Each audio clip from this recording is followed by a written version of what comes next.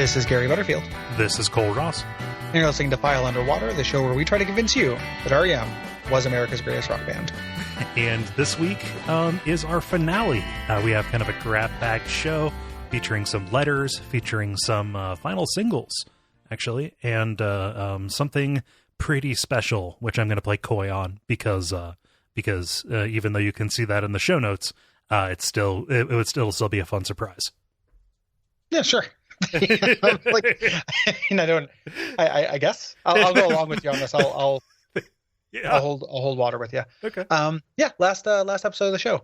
There were still some kind of odds and sods for us to cover in general. Mm-hmm. Primarily in this kind of final greatest hits that they put out, and people have been paying attention, and people who know their discography know that, like, God, R.E.M. has put out a lot of greatest hits, especially in their kind of late Warner Brothers years. But this made sense to do kind of a definitive version, and like looking at the track list, like this is what you want, of course, as far as that goes. So we got to hit the new songs that are on that, but then also just it's gonna be nice to do the kind of the farewell, to the show, which has been fun to do. It definitely has. It's been a fun experiment. Mm-hmm. Yeah. So this compilation is called Part Lies, Part Heart, Part Truth, Part Garbage, which is a name taken from an interview in 1988 where Peter Buck was trying to describe what R.E.M. was. It's also weird because fully 25% of it are garbage songs. So like it's you'll have like, I'll Take the Rain, but then it's like Only Happy When It Rains. And like, whoa, what is going on, guys? Wait a minute. Like Shirley Manson's all well and good, but like, what are you doing? Okay, so I don't quite get the joke you were going for. Is it garbage as in the late 90s pop band garbage? Okay. Yeah. I gotcha. Famous for I'm Only Happy When It Rains and like probably some other fucking song. I don't know. Paranoid? Oh, yeah. Yeah. I actually hate that band. It is really obnoxious. Paranoid. Yeah. I see. I thought I was going to go more with like. You could also go a quarter of it was Heart. So it's like you sit down and you listen to, I would be Walk It Back, and then it's like Bam Barracuda. Yeah. So why is the second half of the second disc just all crazy on you? I'm not angry. I'm just confused. It's those SJWs and R.E.M. have gone too far, giving away half their greatest hits album to two seminal lady rock bands. From different eras. Yeah. Part Lies, Part Heart, Part Truth, Part Garbage, Part St. Vincent. Part just the ladies from Belle and Sebastian. Okay, at what point does this just become like they turn on a radio and a tape recorder at the same time and just whoever they happen to hear? Right. Oh, weird. It's like most of it is just like instrumental outtakes from Taylor Swift albums. Huh, weird. Instead of that, it is the thing that you said it was. Yes. And this was this was released on November 11th, 2011. After the band had already announced their split. Yes. So it was announced kind of like right along with it. Like, hey, we're out. Here's the definitive greatest hits if you want to get in. Yeah, if you want to hop in on this. The thing that makes this special and somewhat notable in the grand scheme of all of their greatest hit stuff is that this actually combines things from both the IRS years and the Warner Brothers years. Yeah, and it has songs from Collapse Into Now. Yes. Which is something that, you'd really want. Mm-hmm. So it is a pretty comfortable recommendation for R.E.M. dilettantes out there. Yeah. There are 3 kind of bonus songs on it. Yeah, I wasn't aware of this story. This didn't come up in any of my reading about Collapse Into Now, about how these were done, because apparently when they were talking, when they had finished up recording Collapse Into Now, they just kind of got together and said, hey, what if we decided to go it alone and do and continue as an independent act outside of the Warner Brothers kind of recording contract structure? And they took these 2 demos and then 1 original song and decided, well, let's just make them with I said Lightning Hopkins with Jackknife Lee and see how it works. And that's how we got these, from that kind of failed attempt to look at what the band would look like post Warner Brothers. Mm-hmm. Yeah. And weirdly enough, like I don't think any of these songs are super great. Right. I don't miss them. Like if they're going to continue on, like let's say they took these demos, and they're going to make an independent next album, and these 3 were like the first songs they came up with. It doesn't bode like super well. No. To me, I don't think any of these are very good. It's a weird thing, like, and that almost happened with the last one too. Like Bad Day I liked, and that was an old song, but I don't like Animal very much. Like these weird these make more sense to me as like kind of tossed off extras than the beginning of something new. Definitely. Like this would be something we would have to wait until 2036 to see otherwise, on Collapse Into Now's 25th anniversary or whatever. That's what they feel like. Yeah. To me, is just kind of like out, like these songs weren't good enough for our last album. Let's throw them on here. So, which is not the best basis for a new project. We know they've done that a lot. They have stowaways from one to the other, but yeah, this isn't their best stuff. And it makes sense for them to, that independence angle would have been a reasonable other tact to take, because when they were considering staying in the band, they were probably thinking like that in terms of like, oh shit, we're going to be on the hook for 5 more albums. Yeah. Because that's just kind of how this works. Like, so somebody was the voice of reason and said, well, not necessarily, we can do whatever we want. And then they still decided, to break it up. Yep.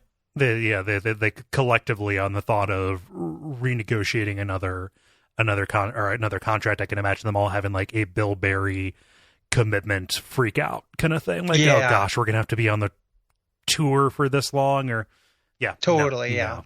So, they decided to give it up. So there's 3 songs that are extra in addition to just kind of a pretty great track list, I think. We should mention that too. Like, I think this is actually like a really well considered greatest hits. Like, you want a greatest hits that has Leaving New York on it, but that's it. Like, yep, we'll just breeze right past that. Yeah, I don't need Wanderlust to be on there just because it was a single. So like, this is actually like well curated, for what it is. And there aren't like glaring omissions. Right. Like I could imagine putting this on and listening to it all the way through. Yeah. Absolutely. It does a really good job. It starts out with gardening at night. Then over the course of these 2 discs, it works all the way up through each album chronologically until it gets to the stuff from Collapse Into Now. So Uberlin, Oh My Heart, Alligator, and then the 3 original songs. So like they didn't put these 3 original new songs like smack dab in the middle of the out of time tracks. Yeah, they didn't try to sneak them in. Right. So like you would in a set list. Right. This feels like a very good document to me. Yeah. So let's talk about those songs. Yes. The last new R.E.M. songs we're going to talk about. Bittersweet.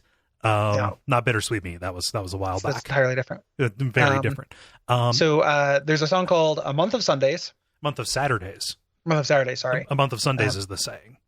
Yeah. Well, and there's other songs there's a Moto song called that I was thinking of. Yeah. This is like a pretty straightforward rock song. Right. Not a whole lot going on. Sounds a lot like a demo. Feels like a demo. Yeah. So I think a couple of these were Mills joints. I think this, and then We All Go Back was a Mills written one. This was designed to sound a little bit like a Pylon song. Has kind of that repetitive, simple riffiness to it, is what comes through. And Mills has said that like in interviews about this. But it's pretty anemic, actually, for being as like riff based as it is. Yeah. Yeah. It feels very tossed off to me. Yeah. Sounds like a B-side. Is fine for what it is, but not unessential, I think, is how I describe all these. Yeah. Also Hallelujah. Very happy this isn't just a cover of the Leonard Cohen song, because we gotta stop calling songs Hallelujah, man. Yep. Because like Leonard Cohen like did that, and I think it's kind of done. Yep. It's like that song. I think that is a beautiful song that has been covered and treated and played to absolute like oblivion and almost worthlessness. Oh yeah, it has been it has been stomped to a stain on the ground. When like the post election, having everyone on my Facebook timeline posting Kate McKinnon dressed up as Hillary Clinton singing it on Saturday Night Live. Oh God, no. Yeah, no. Which is got to be one of the cringiest things that like has ever happened. Gary, and like I was so sad about. I want to sink through the floor Yeah, it puts me right in the sunken place. Like it is. I mean, that's not a good use of the sunken place. Sunken place is real, but it's Waja. You know, it's just like, oh, yeah. And there's just like how kind of commodified that song can become, right? And just like it just like that claim is staked. Mm-hmm. You know, like that is already such a thing. Like naming a song Hallelujah just feels like misguided. It does. You know, like, maybe not as misguided as Mine Smell Like Honey, but like it's very misguided. You know, it's misguided for different reasons. Yeah, is what I would say. Different sides of the snipe coin. So this is something that's kind of in the same vein as like a Swan Swan Hummingbird almost. Like I wrote it down here as an aggressive / mean acoustic ballad. Yeah, or like the Final Straw or something like that. Yeah. You know, it feels a little bit protesty. Yeah. Yep. Yeah. And then it's all verse until the final Hallelujah refrain, which has some good instrumental stuff going on, but you can tell that it's mostly overdub. So yeah. It's confident, you know. And then finally the single that came from it, like the one that has a video, like the new song that they actually put out, is a song called "We All Go Back to Where We Belong," which like is kind of a sweet song that I wish was like melodically stronger. Yes. Is kind of like the big thing for me. I think that's a good takeaway. I want it to be better.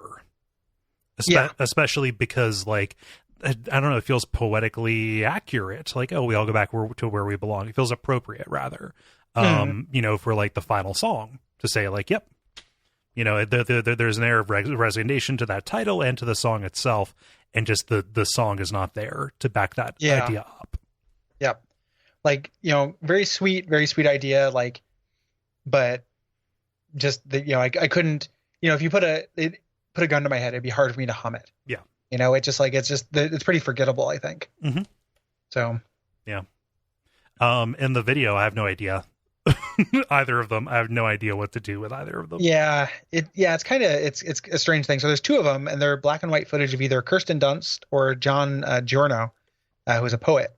And it's just kind of like, do you want to look at Kirsten Dunst kind of like being a little bit uncomfortable? Yep. You know, like just kind of having a camera on her and with, you know, just do whatever you want for 3 minutes, or a picture of an old man doing such. Yep. And it's like, well, yeah, okay. So choose your own adventure. Yeah. It's kind of quite the adventure it is. But it is very much like a like, you know, Stipey art fuck video. Yeah. I would have liked to have seen, again, knowing this would be the last one, something a little bit more, maybe up the middle. Yeah. Yeah. Yep. But it feels like a goodbye, you know, is the idea here. Yeah. It's a good collection. You know, when I talk about mining for singles on some of these old albums, you know, this collection does that for you, you know, so there are definitely worse places to start. I would say, like, you know, this and the 39 songs at Dublin or whatever it was are a pretty good survey. Yeah, I think that one is a little too Accelerate heavy. Like it's like half Accelerate, which is not a good enough record. Like I think this is a more unqualified recommendation. Yeah. The Dublin thing is very good as far as like live records go. You know, it's cool to hear like a lot of that stuff live. Yeah. But as far as like kind of greatest hits or experiential things, that feels more like really, really good for fans. Yeah. To me. This feels like this is good for anybody. Yeah. So good starting place. You should pick it up if you are somehow got to the end of the show and don't own any R.E.M. These guys didn't die. No. They're around. Let's do our final R.E.M. About Town. What have these guys been up to? Gary, I'm going to have to like leave this file open. Like, don't edit this. Don't put it up, because God knows, our fucking luck, something terrible will happen. Yeah, I guess. Yeah, we're recording this on the day Tom Petty died. Yes. So it just, the mortality is in the news. Yeah. So who knows? Knock on wood. I'm not saying that to be morbid or anything. Because of the recent news, it feels very loaded to say these guys are still alive, because they're not going to be with us forever. Yeah. It is. That is what happens. Yep. So it is. It sucks. It is this thing now that we are at this age where, you know, people who create pop culture that's important to you tend to be about 30 years older than you, and people about 30 years older than us start to die. Yep. So yeah. Yeah. So where have they been? Bill Berry has remained committed to his life as a farmer. He's only performed sporadically for benefits and stuff, and that's a theme. I looked at the notes here. It was just like, what has Bill Berry been up to? And it just says sorghum, and that's it. So I don't know what that means exactly. He's been up to his eyes in corn. Yep. Once it's up to his eyes, it's time to harvest. Yep. It's also a little known sorghum fact. O'clock, guys. Bill Berry tall as an elephant. Yeah. And he had a son in 2003. Yeah. It's so good for him. He's stuck to his guns. Yep. Mike Mills continues, be part of this band called the Baseball Project, with Peter Buck and either Whole Staple or one of the H guys, one of their guys. I would like to see that band at some point, and they do tour from time to time. They mostly just kind of play, where they happen to be, and where they happen to live. But he's been on some kind of like other, he kind of dips in, does some things here and there. But Mike Mills is one of the more active people on media, actually. Yes. Like if there are interviews that about anything related to R.E.M., Mills is going to be the one who's kind of out in front. Yep, he does the press tours and stuff too. He's like we're on the verge of the Automatic for the People 25th anniversary, and he's doing going to be touring for that, which I know from following him on Twitter. Which you should do. Millsy, which everyone should do. _Millsy. I talked over you there. Sorry. Oh, that's okay. I have a Mike Mills story. Okay. So I started playing music with a guy to give that a shot again. This guy named Andrew, and we had our first practice. And he is a big R.E.M. fan and listened to some of the show. And he told me a story about Mike Mills where he was in a band. I believe it was in L.A. And the band that they opened for, or that a band played before them. And it was like tons of people were there. It was like a packed house. Yeah. And he found out it was like some record producer, somebody in the industry's like side band. Like they do some old man blues band or what have you. It's always blues. It's always fucking blues. It's some kind of nonsense, right? So and he found out like they was there, and Mike Mills was there in the audience because Mike Mills was friends with the guy. So the band plays, the room clears out, and then they get on stage, and like there are like 12 people who are there, but Mike Mills is one of them. And so like they're looking down on the crowd, and there's like 12 people, fully 10% of which are Mike Mills, and get ready to play their set. And then, that was just kind of a nice expression of Mike Mills being like, of course Mike Mills is going to stay for the local band that is not super popular. And he didn't stay for the whole set, but I was just like, oh, that is like a very sweet, very Mike Millsy story. Yeah, that is very good. So one of my regrets about this show, and I feel like it might be a little bit of an oversight, but it also would be a little bit socially awkward. I went to school for like film related stuff, like media things, and I was on primarily a video track. My professor, who I was really close with, went to school in Athens and was basically part of this scene way back in the day. Like played alongside them. I could say the name of the band and say his name and all that. They never got famous or anything, but like he most definitely has stories and has talked about R.E.M. in the past. It would just be socially awkward to go to him and say, hey, can I mine you for content for the show that I do that 4 people listen to? Yeah. So that may be grounds for a conversation later. So listen to other stuff if I happen to be at a reunion and I talk to him and, Well, or if we do that R.E.M. pilgrimage. Yes. And if that gains momentum, so to speak, we'll do, a special report or something like that. Yeah. There's nothing, we don't burn the RSS feed down when the show ends. So if there's other R.E.M. news, or like, let's say, they won't reunite. Let's say they reunite and we get to go see them or something like that. That would be worth reconvening. Yes. So people who do like this show, those even though we play up how few people listen to the show, it's not 4, but right. It's just, it's judging on a curve. But those people who do, like, we appreciate people listen to it for sure. And if something awesome happens, like we'll dig it up. Yeah. This ending is not as final as R.E.M. ending. Yes. Right. Yeah. It's not like, and there's nowhere else to put the stuff. It's not like Bonfireside Chat where like if Bloodborne 2 comes out, we can put it on WAF. Mm-hmm. Like if R.E.M. puts out a new album, it'd be very weird for us to cover it on Watch Out for Fireballs. So like, yep. We shan't. We shall not. So all of that is, temptations for, it is potential that is held in suspension until it crystallizes. Yes. So Millsy, who I would very much like to meet, but also not because I would just what am I going to say to the man? I think I could do it. Out of all the guys, like I could. Oh, of all the guys, yeah. Oh, definitely. Yeah. But I just mean just kind of in general. Like I was at a food cart and Todd Glass was there and I couldn't like talk to him. And like that guy's super approachable and way less famous. Yeah. But like there's just something about Mike Mills that I feel like is just like a welcoming, like a aircraft carrier. As wide as a country, just like come in for a landing, cleared for a landing, friend. Yeah, cleared for hugs. Like just go, go in and put your arms around the boy. Yeah, it feels like to me. It's like a Game Genie on a Top Gun NES cart. Like you just you just land it. There have been occasions like, oh gosh, it happened recently. I was a little bit drunk and I was just like late night. Like, okay, I'm just winding down. And then I just pulled up a live performance of like Near Wild Heaven and tweeted like, "Tell me M. Millsy isn't the greatest force for good." It's like, yeah, I just that is as close as I can get, as creepy as that is. Yeah. Oh well, but he remains active in fantasy sports for the NFL, NBA, and PGA. And I would be very curious to speak with him about how fantasy golf works. Yeah, I don't know how that works either. Peter Buck has pretty much not changed anything at all. Nope. He's still just in like 1,000 bands. Like he'd started diversifying his portfolio way early, and then so this seems like it has had the least impact on him. Yes.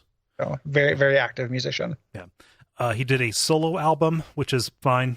I can't get that into it, honestly. Yeah. I don't really like him outside of a pop context. Right. And he kind of doesn't do a lot of it. No. Also, it's very strange to have a solo album from a non-vocal performer. Yeah. I don't have an awful lot of affection for Joseph Arthur, who is the person he teamed up with.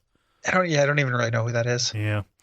Earlier this year in 2017, he did this like a real throwback of a song called Any Kind of Crowd with a supergroup called Filthy Friends.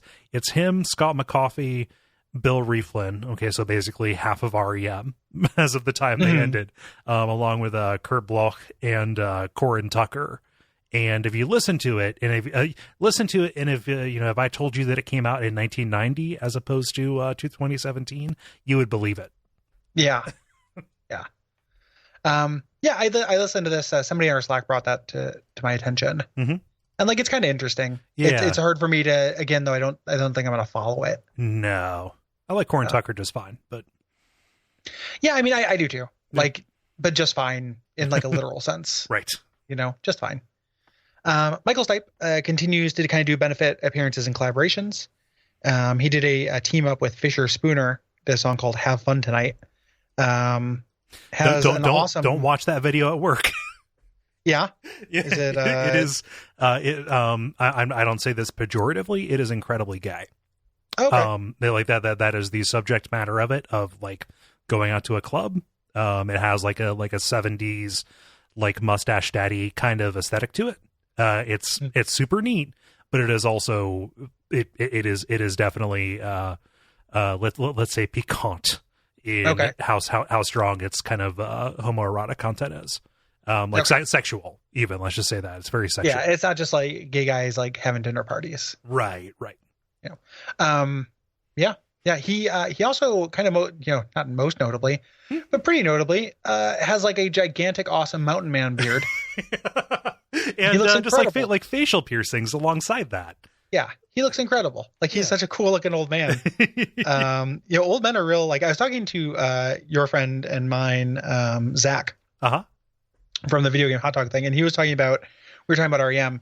and he was saying how like Peter Buck and Mike Mills still have like the young guy haircuts, but they have old guy faces and old guy hair, and it looks ridiculous. Yep. Like they need to cut their hair, and like Peter Buck, man, like he does seem like he's starting to look like a haunted house decoration a little bit. Like he's gonna host, like he's one of the guys who is not the Crypt Keeper, but like there's the Crypt Keeper, and then there was like the Haunt of Horror, and then the Spooky Skeleton, and all those hosts. of those different things. Like he kind of looks like one of those Yeah. now. And just but I think Michael Stipe is just killing it with how to look cool as an old guy. Yeah, which is look weirder. Yeah. Yeah, just like, gigantic. Like, man, he's always been able to have that power to grow that beard. Yep. The biggest thing that I saw him do, or the thing that when David Bowie died, he did a really great performance of a couple David Bowie songs. Yeah. On some late night show. Yeah. Those are easily available on YouTube and are very good. Yes. I'm particularly fond of The Man Who Sold the World, his version of that, which it's very spare, stripped down. His voice is front and center on it, but the person who plays piano to back him on that does a very good job with it. Yeah. It's haunting. Even more haunting than that song actually is. Yeah, which is already pretty, pretty affecting. And it's cool to have somebody else kind of claim that space after Nirvana did their cover of it, which is like a cover that I like a lot. But there's room for R.E.M. to do it as well. Mm-hmm. So, so all three, like I said, all four of them are still alive, still doing shit. Yeah. Of a piece. None of it is as vital or essential as R.E.M., except for perhaps like Mike Mills' Twitter feed. But yeah. And who knows how that sorghum goes? Yeah, who knows? Yeah, who knows where it goes? Like, can you imagine, like, if he farms something, he's a commercial farmer that, like, we have maybe eaten food that Bilberry has grown. Yeah, just like we were just on a road trip and just a little bit of some kind of vegetable made its way. Yeah, yeah, I thought about that. Yeah. So, yeah. So that's that's kind of where they're at, and that's kind of where R.E.M. is and goes. We got some letters to read from you guys. Again, we exaggerate how few people listen. There are some people listen. We thank you guys for participating. Yes. I'll go ahead and get us started here with Joe. Joe says via contact. Hey guys, I'll avoid the temptation to generally gush about the show and the network in general, but suffice it to say that this has been a very enjoyable deep dive into the works of one of my favorite bands, although I could have happily gone to my grave without knowing that Airport Man existed.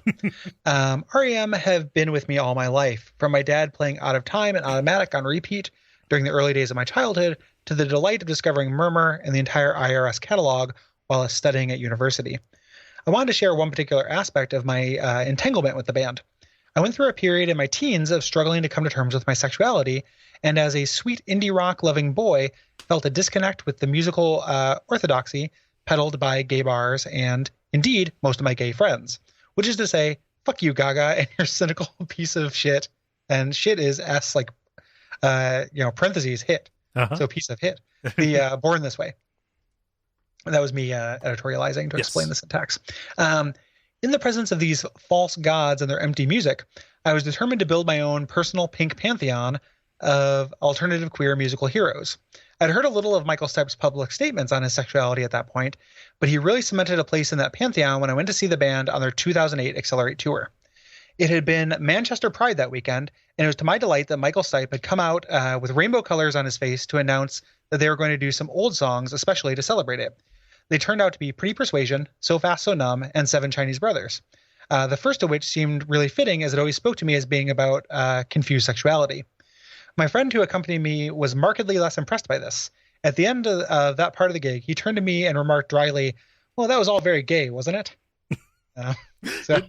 Accurate statement. Yeah, it is. He's an extremely gay musician. Yeah, that would have been very cool to see. I would have. Oh yeah, I would have been down for that. Yeah, that's great. He does. There is something to that point of like. So I'm not. I'm on the Kinsey scale. Like I'm pretty straight. Mm-hmm. But I'm trying to express this in the way that acknowledges that I am not the shitty person I was as a kid. Michael Stipe was one of the first examples I saw of somebody who I knew to be gay or queer, but didn't have signifiers. Like wasn't Harvey Firestein or John Waters, Right. Wasn't didn't signal as hard. You couldn't like clock him based on the way he presented. Right. So there was like something to, even as a straight kid, like seeing Michael Stipe and being like, oh, like it really is just people. Right. Like, of course I knew that intellectually, but you have to learn that at some point. You do. And you learn that by exposure. Because God knows the media or, just generally hearing about people, man, this is hard to talk about. God knows hearing about queer people is, secondhand is not going to do an awful lot to help you. No, and well, and just the, you see examples. So there weren't going to be out, people who are gay and out in my town until I got into high school. Mm-hmm. Obviously that wasn't going to happen when I was in like middle school because of the stigma in the shitty little town I grew up in. So like my examples were characters like Hollywood from the Mannequin films, who is a very bad stereotype, or Lamar from Revenge of the Nerds. Oh, geez. Yeah. Like that was the kind of thing that I saw. So when I read like, the biographies I read of R.E.M, when I kind of rolled R.E.M into my identity, like, and them talking about this stuff, it was kind of a big deal. Mm-hmm. I remember really specifically one of the books said, like, had a quote from him where he said something was gender fucked. And I remember like thinking like, yeah, gender fucked. Yeah, there you go.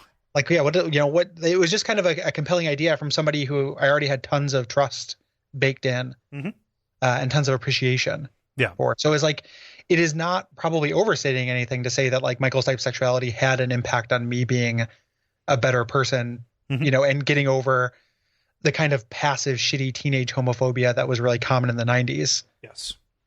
Was the style at the time. Yeah. So. Yeah. And by the time I got into R.E.M, his sexuality and, his outness was kind of established for a while, just because of our age difference. And that was a little bit less of a thing. I guess I don't know how to say this. So like that, it didn't have as big of an impact on me by that point. Mm. Yeah. Yeah. I'm going to read here Mike, who says via contact, I'm a recent convert to the podcast and I'm still working my way through the episodes in a random order, so forgive me if I've misunderstood what your letters episodes are about. If I've understood properly, you're inviting letters/comments from the audience. So I have a question. Have you come across this blog, popsongs.wordpress.com? There'll be a link in the notes. It's a really interesting blog where the author deconstructs all of R.E.M songs from the start up to and including Around the Sun. His interpretations are interesting, but obviously subjective, as are all opinions. The really interesting part is that Michael Stipe opened himself up to questions from the audience right at the end of the author's mission to write about every R.E.M song. So the last 5 or so blog posts are Michael's answers to the questions that he has asked. My question to you is, does any of what Michael says give you cause to reevaluate any of the judgments that you made about the music? And if so, which songs and why?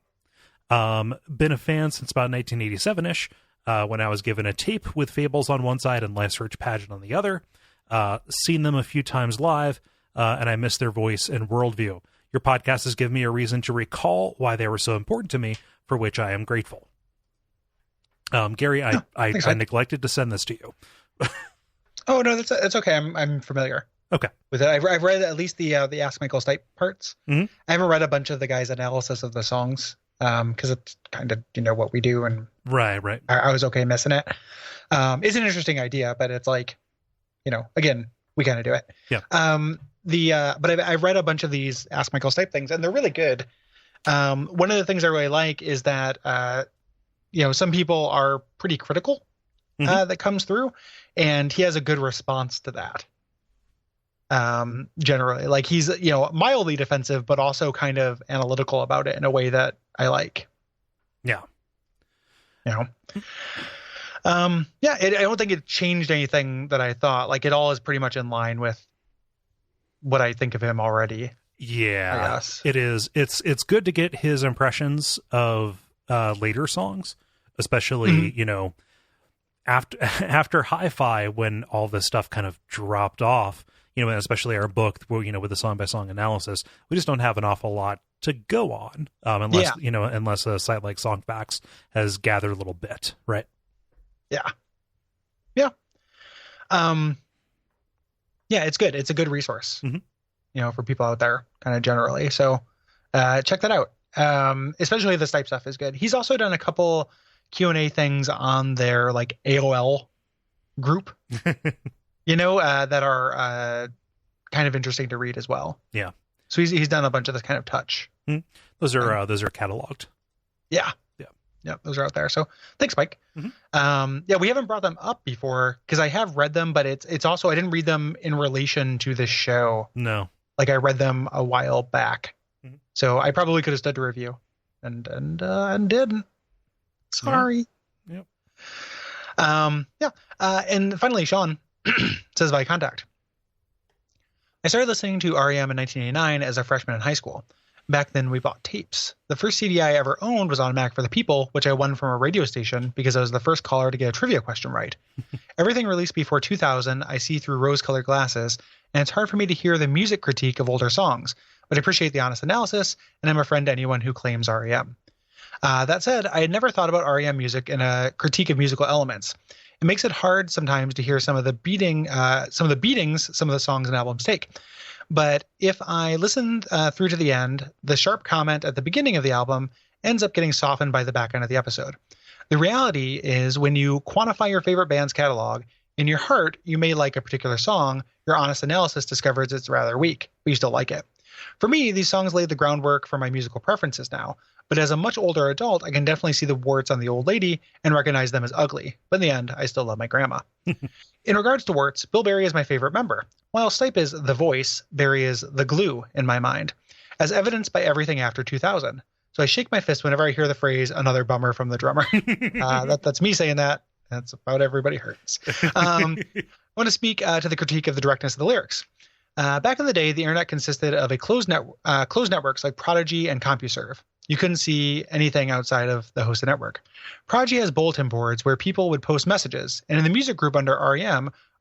and the Rembrandts, I don't know why, users would profess their love of their favorite song, debate lyrics, their meaning, everyone's ultimate track listing, the existence of bootlegs, and offers to send them to you via cassette tape in the mail, and people's crazy stories. But at the time, there were honest debates onto what the words to songs were and what they meant.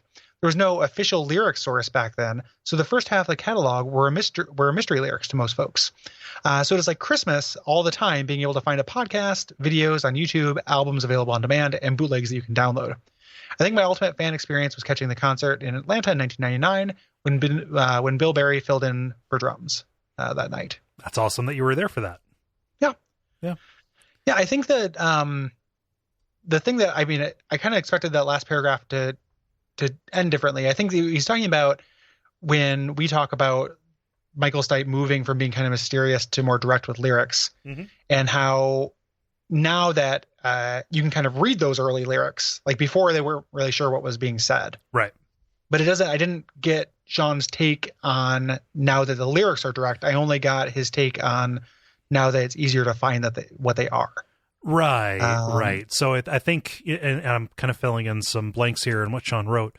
I think that what he's trying to say is that, like, the directness and, straightforwardness of those lyrics, once that finally happened, it settled a lot of discussion because there was no debate about what he said or what he meant. Yeah. Right? So like that shift served a purpose, I think is what he's saying. I guess that's true. I guess part of it, though, that's kind of predicated on one, like thinking those debates about the meaning are bad. Right. Like debates about what's being said, arguably bad. What actually the words are, but the debate about the meaning, like leaving it ambiguous, is like a area of taste, I think. Yeah. It's just a value you have or don't. Where like I like things not being spelled out, and they on Fireside Chat. Like I like putting things together. Yeah. This might also be a direct, kind of a direct comment on our disdain for Everybody Hurts.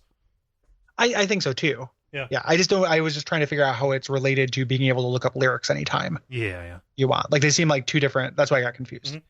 I maintain that disdain. It is a taste thing, and it plays through to other musicians as well. Yeah.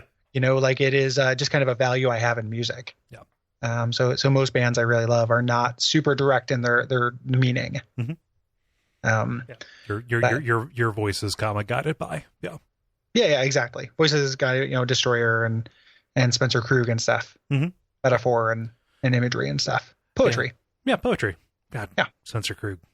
Yeah, he's great. Very good. And that kind of second paragraph point that Sean made about, like, it's hard to listen to these things be torn apart. That's something we butt up against, is the distinction between criticism and appreciation, which are two very different things. Hopefully we articulated our points well enough, and those snappy little hot takes at the beginning are always meant to be softened by a more thorough look. Yeah, there's always, like, they haven't put out an album that has nothing redeeming about it. Right. Even Around the Sun, which is pretty awful, has some songs I like on it. So there's always going to be that upswing. And then you look at like the second weakest album, which is probably like Document to my mind. And that still has 3 or 4 songs I really like on it. Yeah. So you just don't have to jettison them. One of the things I think about with that kind of appreciation versus critique thing that kind of, hits the whole network is that I totally get people who just want that. And in retro circles, like people who look back, generally that is much more common. Yeah. Like there are, hundreds and hundreds of YouTube channels that are essentially just like, wasn't this cool? Yep. And I don't mean that to be disdainful. Like that's great. If like there's definitely a market for that. There are people who want like, isn't that cool? And I can engage in wasn't that coolism, with my buddies. I'm just not interested in making it. Like I don't, it's just not for me to do. But it is a thing where I think it's easy for people to go into any of our projects thinking it's going to be that, because so many of them are, like people who look at old games, people who look at old music, things like that, like tend to be through a real lens of nostalgia. Yeah. Yeah. And there's definitely some of that. Like I'm just have gotten to the point now from doing Watch Out for Fireballs for 6 years that like, I'm very aware of how that's influencing me and where and such. Yeah. Yeah. I think that part of the kind of dissonance comes from the fact that we are fans, right?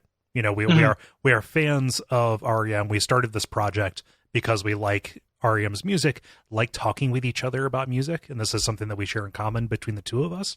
But the overall product is not really a function, on the day-to-day or episode by episode. Like we kind of put that to the side just a little bit,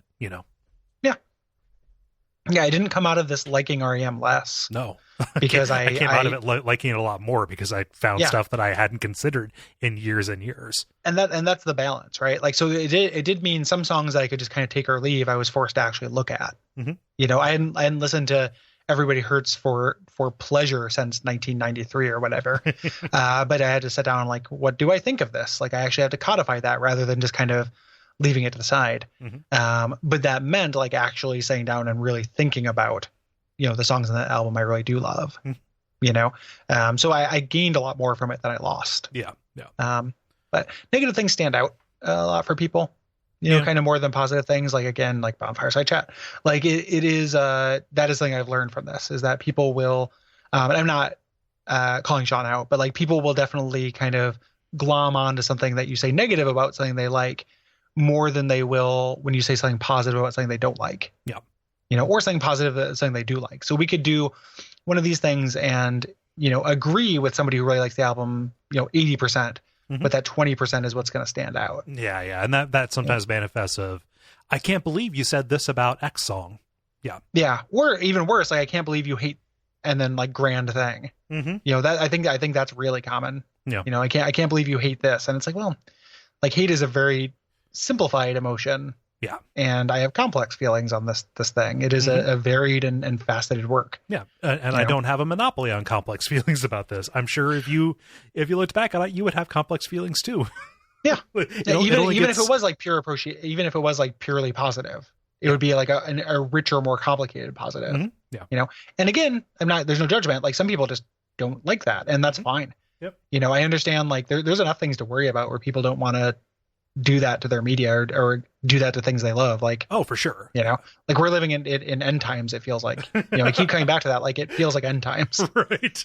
And like, I can understand just like, I'm not talking to clouds on a sunny day. I'm not talking to clouds on a rainy day. Yeah. But it's just, what I'm interested in and what I think we're good at. Yeah. No, I mean, we've cast our lot. Like this is, a value that I have, and it's, it's just what we do, Yeah.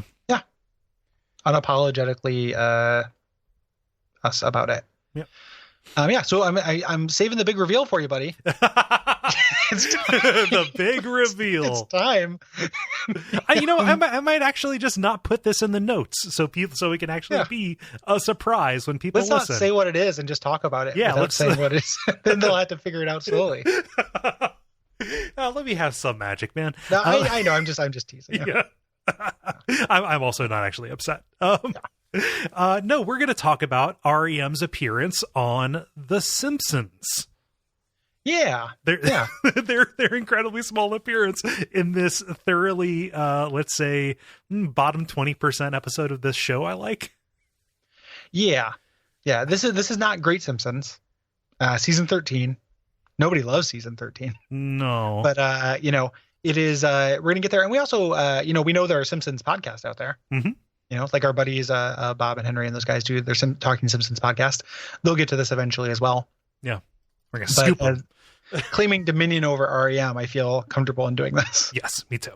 So yeah, Homer the Mo, season 13, episode 3, first aired on November 18th, 2001. Written by Dana Gould. Who you might know from podcasts. Yeah, who's a really funny guy. Yeah. Dana Gould's great. And this is not, like, there are some regrettable things about this episode. Yeah. There's also some things that are funny. Oh, yeah, there are gags in this that I really enjoy. Yeah, absolutely. Yeah. Let's get into it. Yeah. So R.E.M was, they were a late addition to this episode. And like a lot of guest spots on The Simpsons, I think, it just came down to, oh, these famous people like The Simpsons? Well, call them up. Let's get them in here. Yeah. Yep. They did not, so they kind of ended up doing it. They did not want to be next to an animated version of kind of Bill Berry. Especially if Bill Berry wasn't going to be speaking, Yes. Yeah. So they just kind of did it as the trilogy. Yes. With an animated version of like one of their session drummers at the time. Yeah. Yeah. Who may as well be nothing. Well, it's a little bit like that joke I said several episodes ago. I want to get that whole set of the figurines, but then just have Gerald, the one eyebrow baby, as the drummer. The drummer. Yeah, that's what that in my heart of hearts. That's what I want to do. It's extremely accomplishable. Yeah.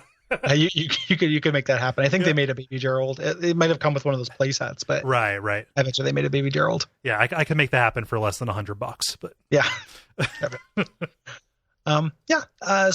The episode begins. It's kind of a boilerplate or Simpsons episode too. It really is. R.E.M. are definitely kind of like really wedged in there. They're just kind of appended. It's a boilerplate episode, but it's also like the same plot they've done a couple of times. See also Flamin' Moe's. See also Uncle Moe's family feed bag. This is one of many episodes where Moe decides to revamp his tavern. Yeah.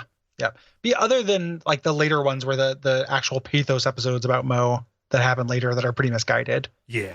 Like early Moe episodes are okay. Mm-hmm. No. Yeah. So we begin at the house. They're eating breakfast. The Simpsons. Yes.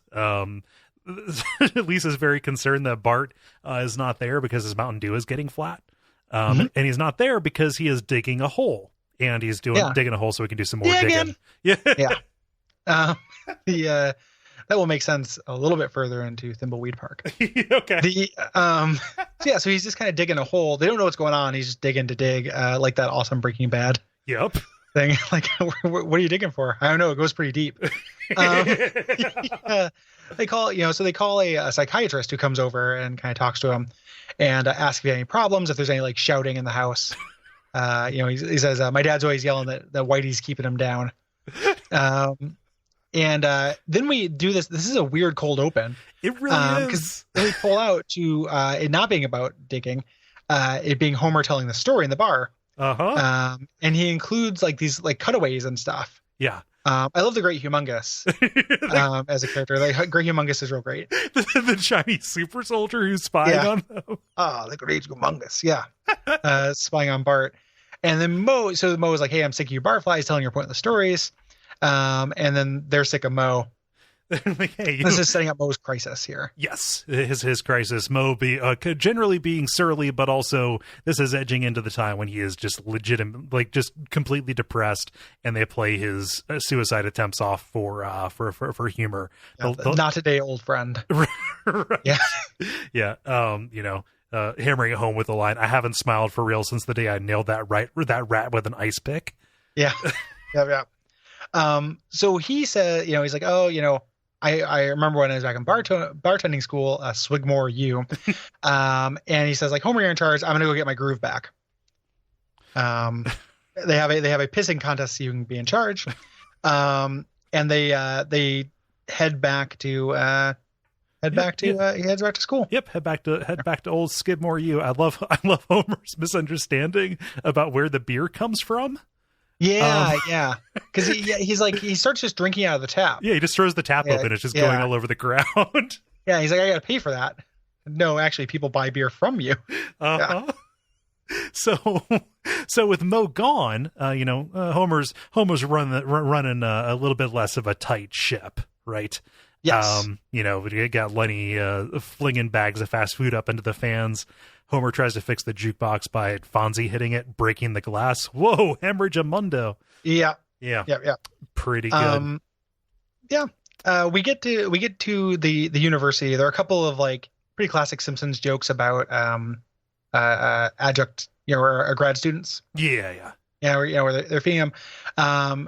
His mentor, his old professor, says like, hey, if you beautify your bar, you'll beautify your soul. And one of my favorite jokes in the episode where he's just was like, okay, yeah, I can do that. And he goes, I'm dying, Mo. And then walks into the pond to die, which is that kind of like good dark that late Simpsons can still be. Yep. Which I'm way into. Yeah, I'm happy you like that because I was going to gush about it. Yeah, I like that joke quite a bit. It's very good. It's not even dampened when they decide to put a bow on it. Like, hey, why are you going swimming with your shoes on? Like, yeah, yep. It's Simpsons does suicide jokes. Yeah, and I think they're cool. Yeah, I just think it's cool. I don't know. It's an endorsement. It's awesome. You endorse this. Yeah, it's absolutely an endorsement. Yeah. So the. Anywho, yeah. So Mo comes back and Homer's really upset. He thinks Mo is vandalizing the bar. Thinks he's a dirty teen. But Mo has actually brought in Formica, the interior designer, to make this look like an Apple store on the outside. Well, called M. Everyone's favorite Simpsons character, Formica. Yep. So it's postmodern. Is the idea. Nobody can figure it out. But it's just kind of weird. Like there are eyeballs everywhere. Yeah. I love that. I love Lenny and the hamster wheel. I can't get out. This is yeah. This is postmodern. Some run amok. Yep. Yeah. Super good. Yeah. I recently watched a supercut of like all Lenny's greatest hits on YouTube. Oh, Lenny's so good. I love Lenny and Carl. Like those guys are extremely good. Except even in shitty episodes, like even the one where Barney gets sober. Yeah. Good. There's nothing up for me in that helicopter. And Carl's like, no, don't be so sure, big guy. And so it's just like very sweet and good. Yeah. I'm not very much a fan of the of Carl's spotlight episode where we find out that he's from Iceland. I don't know if I've seen that one. Ooh, it's you no definitely good. Did a full series rewatch that includes like the later episodes that I have not watched. Yes, so. Yeah. I also have Simpsons World, which I just have started for the past 3 months. Just been watching random episodes. Mm-hmm. See, the thing is, when you have every single one, the odds are that you're not going to get the good ones. So, but it's also a lot of work and by a lot of work, I mean, not much at all, but sometimes you're just in bed. And so like, yep, I'm just watching this. I'm watching this episode about how Carl's from Iceland. I watch garbage Simpsons on planes all the time. Oh yeah. So like, because they usually only have the last 4 episodes, and I have the DVDs, but didn't feel like through a dumb series of like upgrading my computer, my DVD drive on my computer is not connected. Okay. And I didn't want to fix it, so I torrented the first 10 seasons, which I have on DVD, but I wanted them on my computer to watch. And then I thought I was getting I misclicked or something and ended up accidentally downloading the most recent season. So I have like season 28. I can check that shit out. Yeah. Whenever I want, and like probably will, because there's Simpsons episodes I haven't seen before, even if they are garbage. Right. So. Yeah. So this is where we get there. There are two kind of real bad transphobic jokes in this. Yeah, and so like on my watch throughs that were not just random. When you watch, they hit this point in like the late 90s and early 2000s where the punchline is the word shemale. Yeah, like it's not great when they do that. It happened a lot during this period of time. Yeah. Because this is like a little bit after The Critic, but still kind of contemporary. And The Critic hit that stuff really hard. Mm-hmm. Yeah, it just kind of is the kind of thing you notice. Now that I didn't notice then. Sticks out like a sore thumb. Yep. So it's the idea is Mo is cozying up to some hot Russian models, and they used to be men as the joke. Because after Chernobyl, their penises fell off. Yes. Lol. Yep. So just again, the joke being that, tricking somebody into having sex with somebody who used to be a man is the ultimate. Yes. The ultimate indignity is the joke here. And it's not super good. No. Yeah. So disenchanted with Moe's efforts, Homer has decided to start up his own bar in his garage, and to get around liquor laws by calling it a hunting club. Yes. And so like Gabriel Knight too. Yep. And so he has decided to, the final touch is to have Lisa help him nail up the urinal. Yeah, to a wall. I love jokes on The Simpsons about how pipes not going anywhere. Yep. Is like a kid, that's happened a bunch. Yep. And it's like such a good thing about the conception of a toilet as a kid and then the conception of a toilet as an adult. Really, really like it. Yeah. I don't.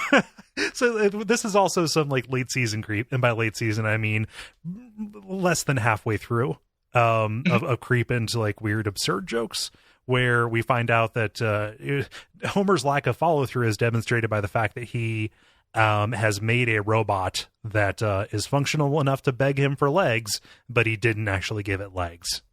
Yeah, we know about Homer's robot building proclivities from Itchy and Scratchy Land. Yep. See all that stuff in there. That's why your robot didn't work. And then his robot, you can kind of chart his robot building prowess. Well, he's giving it emotions. Yeah, he can give it emotions.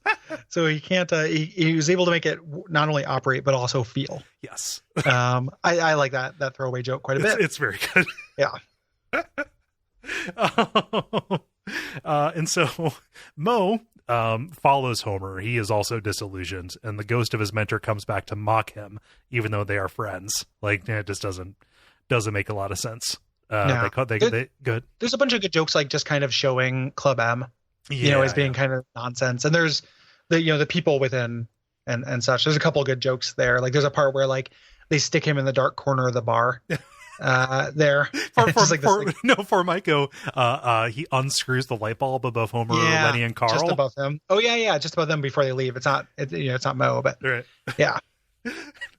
And then just the weird eyes and stuff. There's good stuff like that. He changes the channel on one of the ITVs to a sports game, and if you're not doing that ironically, you have to cut it out. Yeah, I was watching that. Yeah.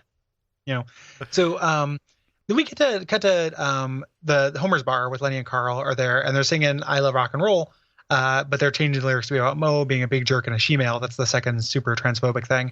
Yeah. Also, so we hit that, but also these late Simpsons have this weird So when people talk about the evolution of the Simpsons, and they talk about the concept known as jerk-ass Homer. Mm-hmm.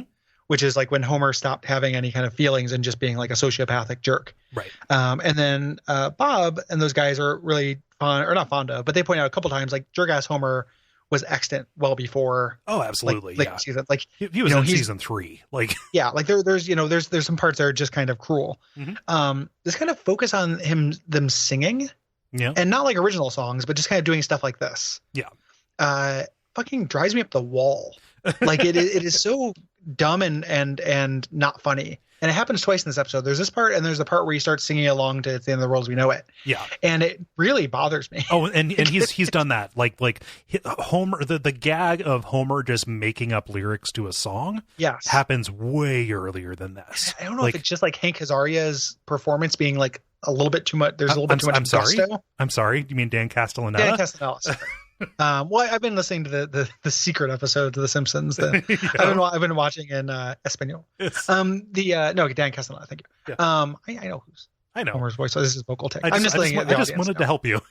No, it's okay. I don't want angry Simpsons fans. Yeah. To converge on me. I have Henry Gilbert throw a brick through my window. Isn't he a super nice dude?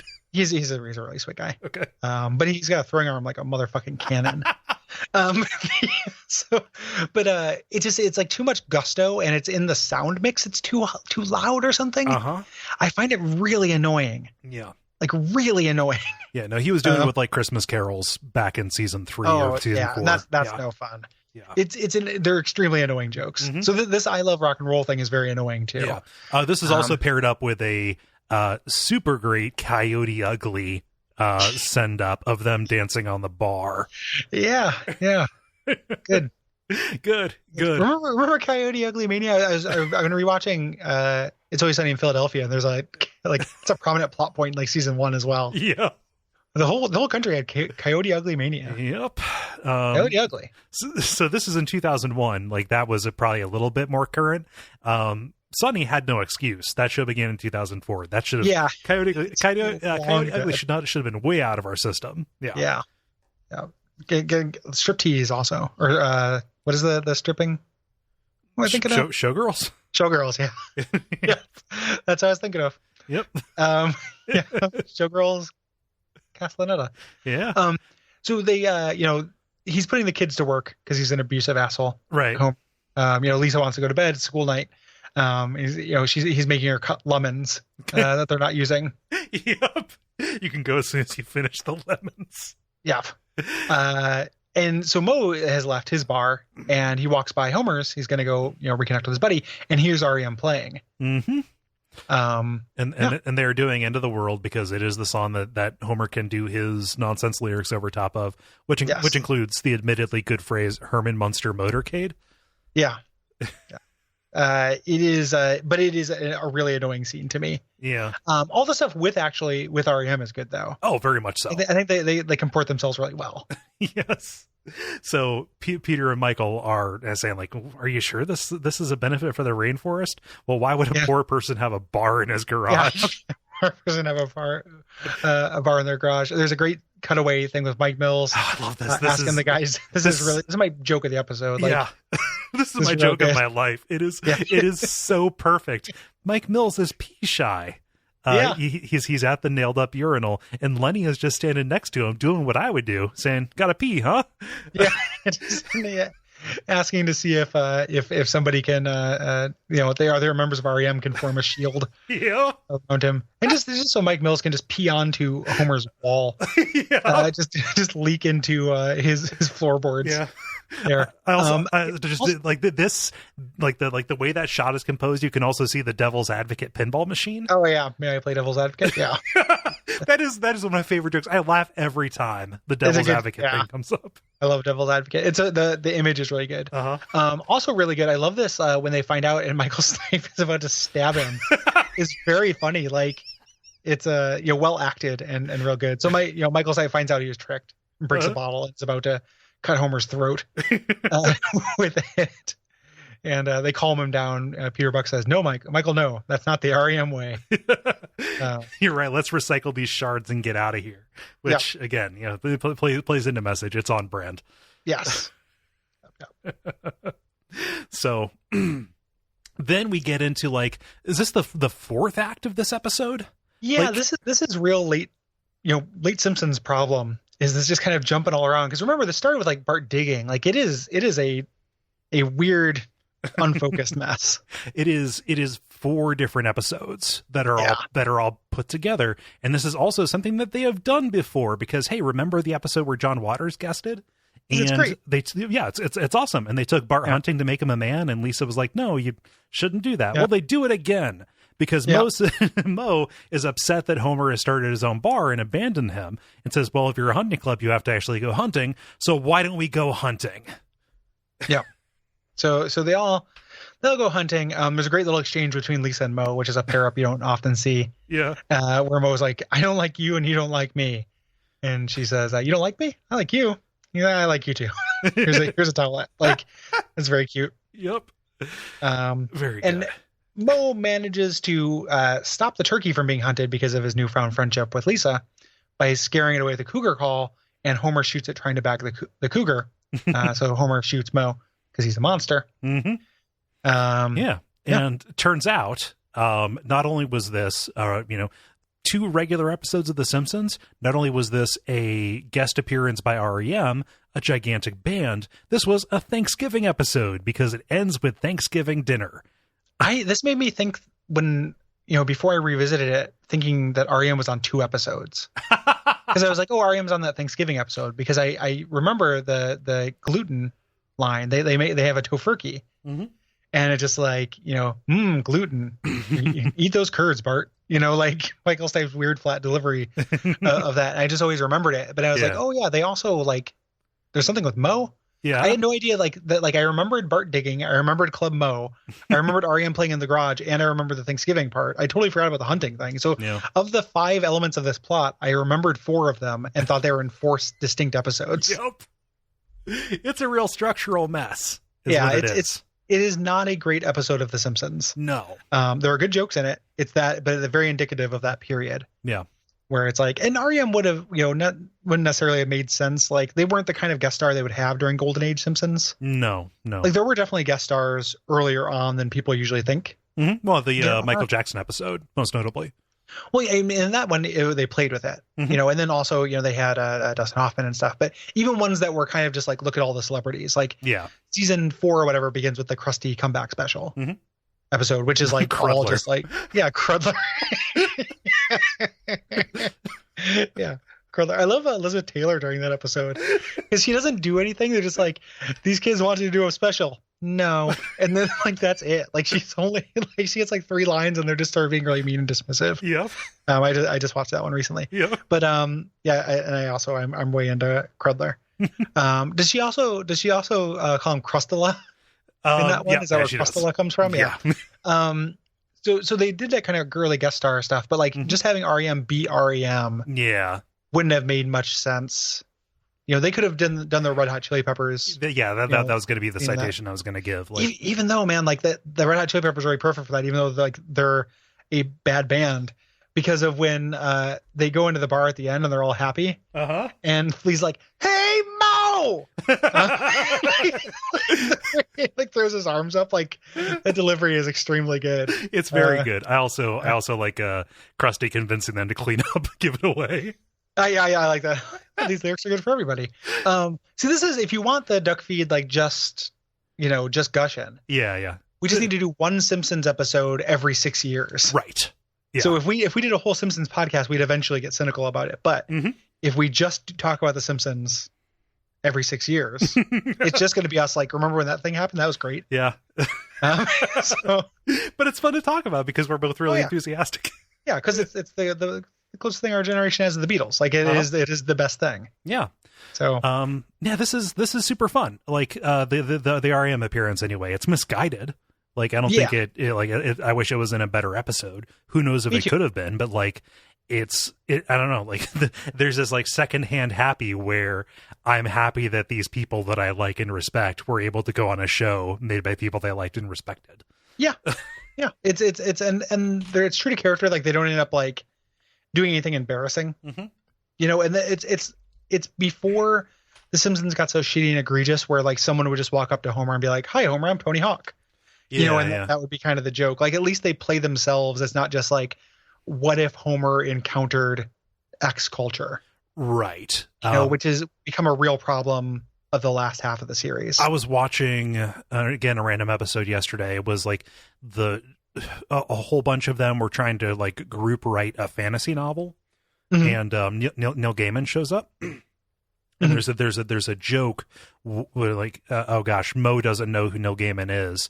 Like, oh, he's going to be on our team. Well, I don't care if he wrote Sandman Volume 1, Preludes and Nocturnes. He's not gonna like. Okay, so you're just saying that. Like you're just doing the hi, I'm Tony Hawk, but for there's too much deference to the guest stars. So like R.E.M is on this one and they're kind of made fun of a little bit. Yes.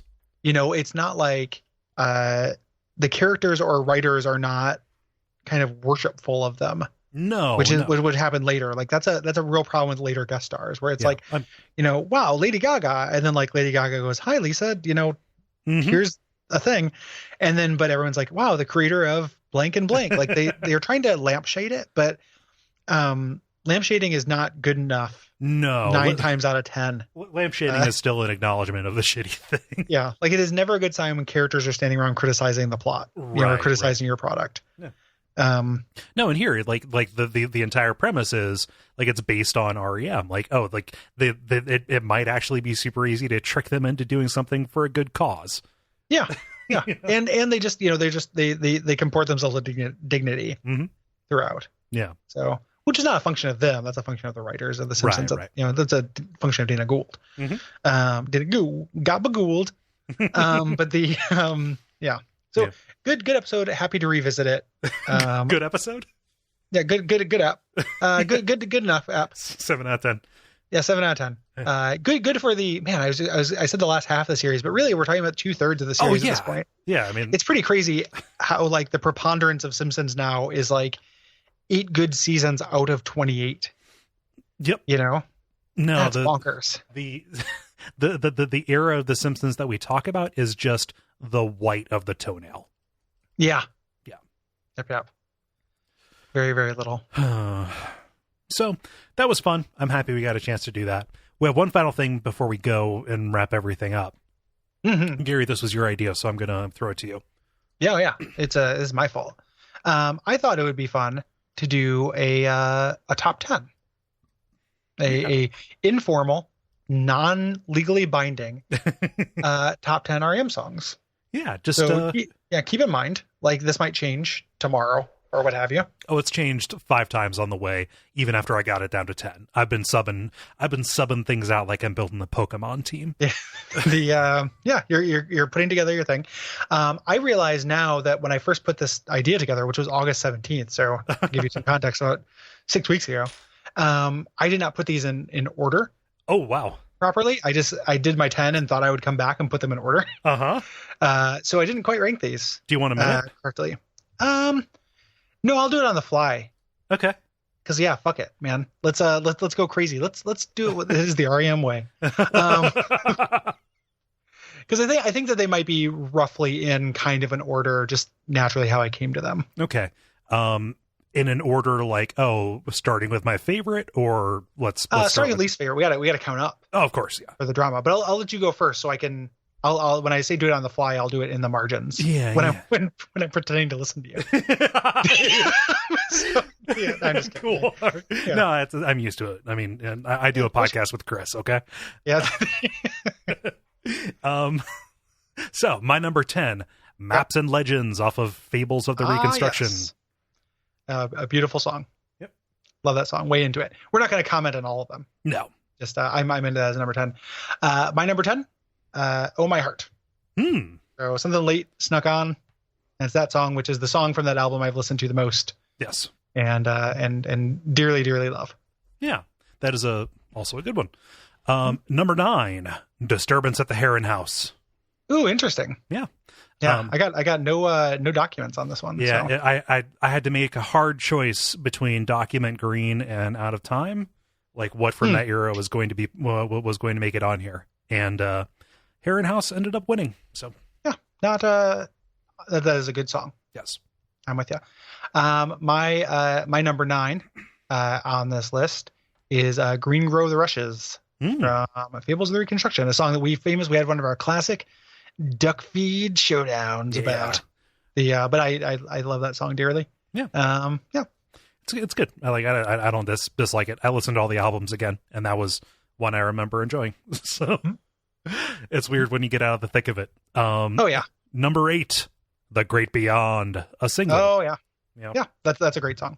Yes. Didn't make my list, but I love that song.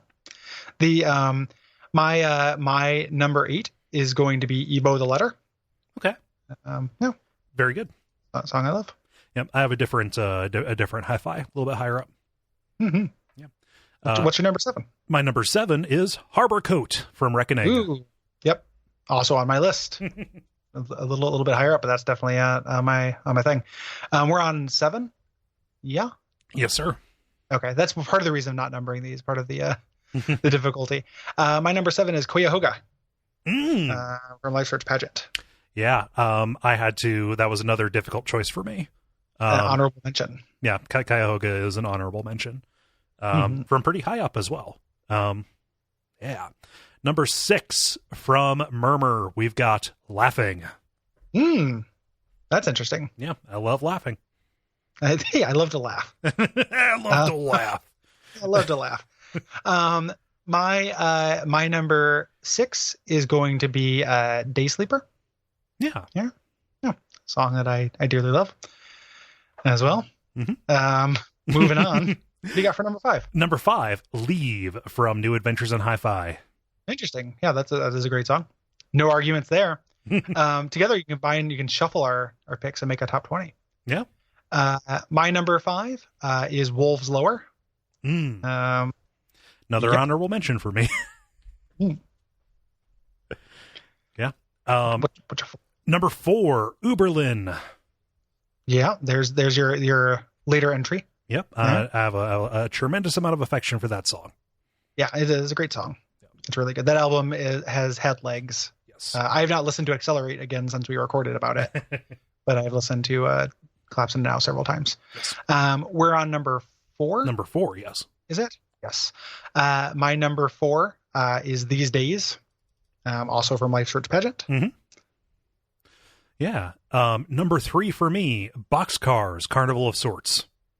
Excellent song. On my honorable mentions. Honorable. Yeah, it was either that or Wolves Lower off of Crackdown for me. And yeah. I like Carnival of Sorts a little bit more. Yeah. Yep. What's your number 3? My number 3 is here. Now I'm getting down to where I am picking on the fly here, and I'm down to the top 3, so it's pretty tricky. I think my number 3 is probably Half a World Away.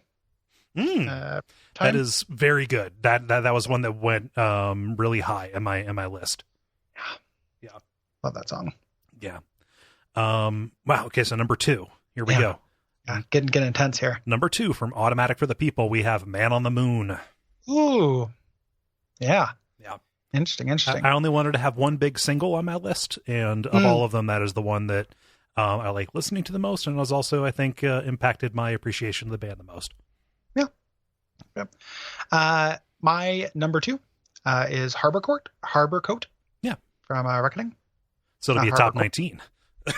Oh yeah. Love that number there. And in very direct competition with my number 1. All right. Number 1. Here we go. Number 1. Man, this feels so fraught, Gary. Yeah. People, man, if people listen to this, they would be writing in. If they had an opportunity to, it just goes into a garbage chute now. That email direct, it just goes to the trash daemon. Yep, it goes to trash@thegarbage.com. Yeah. Okay. No, my number 1 is off of Life's Rich Pageant, Begin the Begin. Yeah, I figured that would show up. Yes. There, at some point, which is a great song. Yeah. And my number 1 is Man on the Moon. Cool. Yeah. Okay. Which is big single and everything, and maybe how much I love that song possibly didn't come across during the episode, but I think it is like weirdly perfect and representative of a lot of good R.E.M.ness. Yeah. Yeah. Nice. Yeah. Designing this was a lot of fun. I don't often pick top 10 or anything like that, but in taking all of the songs of R.E.M. and listening to them and saying, okay, like this one, getting it down to like a top 50 and then starting to rank them and stuff, I feel like this, these 10 songs represent the things that I love about R.E.M. throughout the ages, that is not just stuff that would be on a greatest hits, right? Yeah, it would be a killer if we took all the non-duplicates from our list and put them on a mixtape. That'd be a killer mixtape. That would be something I could easily do, like on Apple Music or Spotify. Yeah. Yeah, and I recognize mine list and also your list. Both of them are kind of heavy on singles, of a sort. Maybe not huge singles, but still, singles. But like we talk about that a lot during the episodes. Like R.E.M. is not a singles band. Like those songs fit into the albums until kind of later. Yeah. When they don't, but they still end up putting a lot of their good work into that kind of thing. Yeah. Yeah. And what I did was I took the track list from every album and then chose 2 or 3 songs from each album. And then just, which of these do I like more?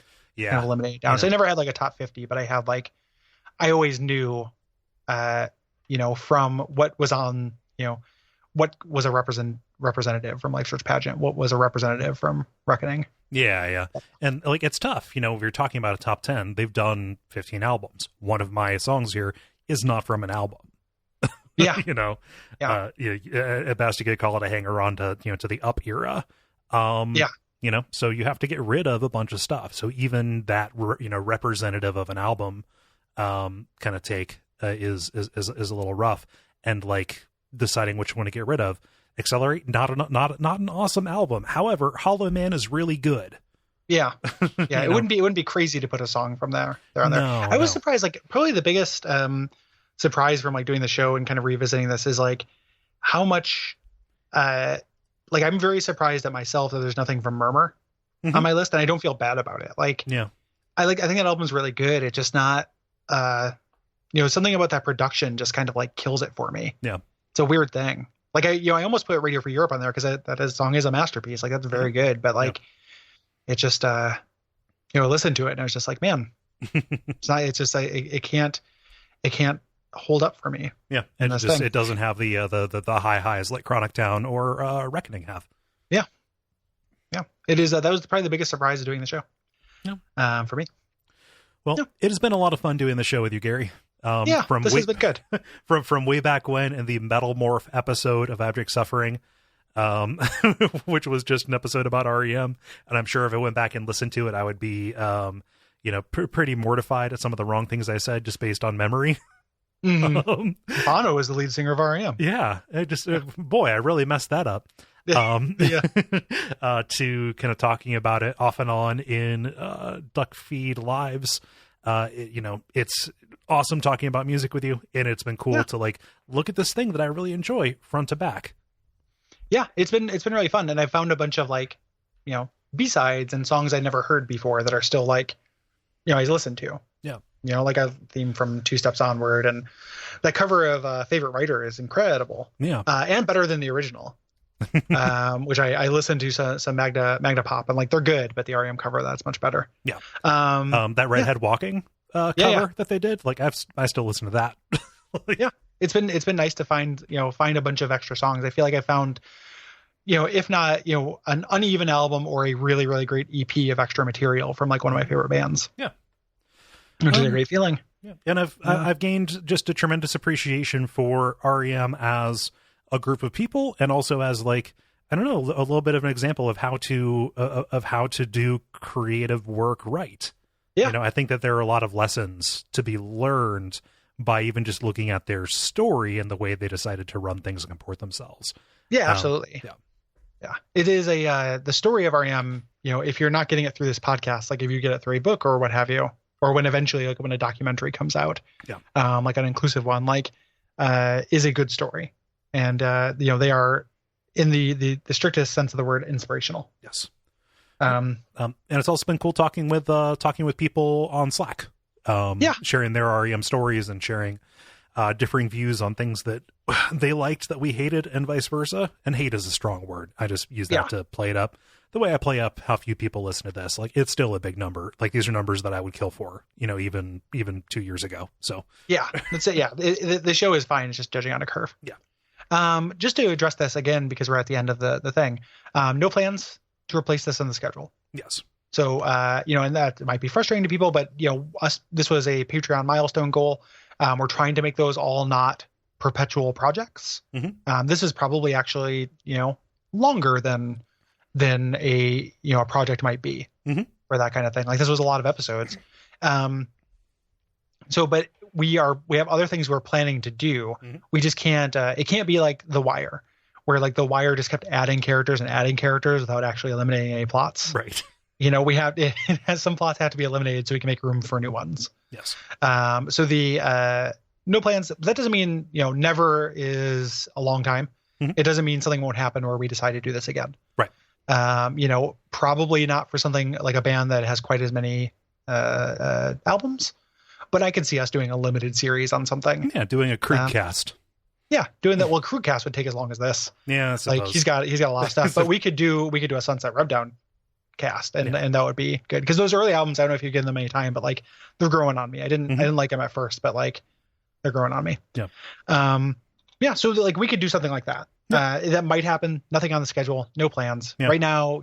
We got our bead set on. Like we've been hovering around Heartbeat City forever on the Patreon. Those damn credit card declinations keep fucking us up.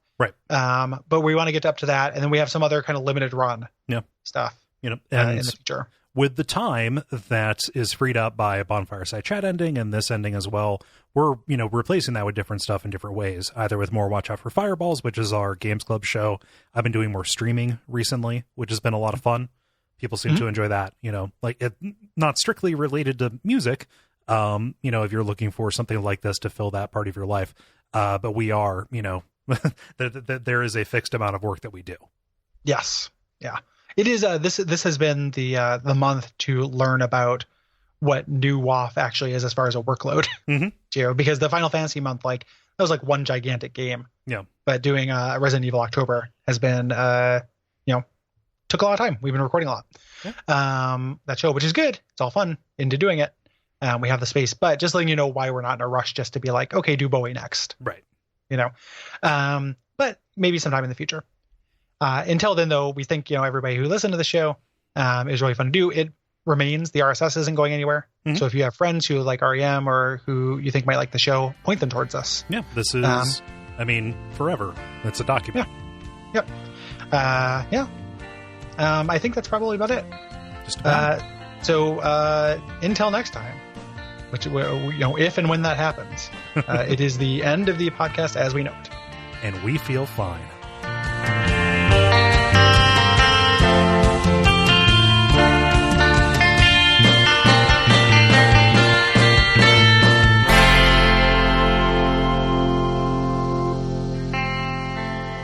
Thanks so much, everybody. Bye. All right.